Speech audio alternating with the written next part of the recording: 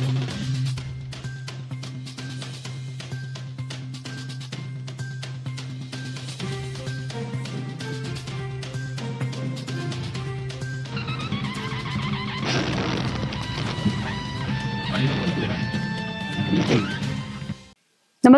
आपण पाहता हिरकणी न्यूज.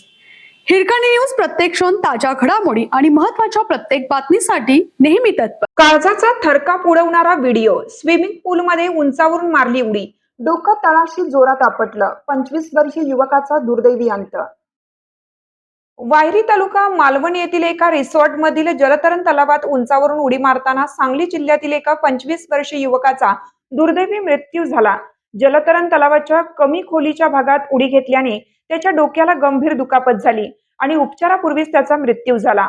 या दुर्घटनेचा व्हिडिओ सोशल मीडियावर व्हायरल होत आहे.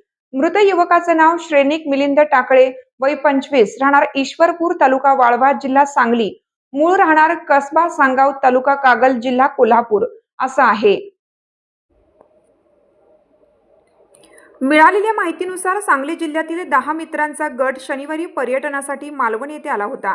हे सर्वजण वायरी येथील एका रिसॉर्टमध्ये वास्तव्यास होते. दुपारच्या सुमारास काही मित्र जलतरण तलावात पोहत होते, तर काही जण तलावाच्या परिसरात होते. यावेळी जलतरण तलावात जिंदगी जिंदगी दोस्तों की दुनियादारी या मराठी गाण्यावर डान्स करत मित्रांचा एन्जॉय सुरू असतानाच श्रेणिकनेही डान्स करतच उंचावरून तलावात उडी मारली.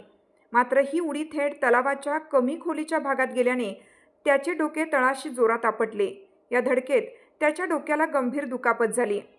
घटनास्थळी उपस्थित असलेल्या मित्राने तातडीने श्रेणिकला मालवण ग्रामीण रुग्णालयात दाखल केलं.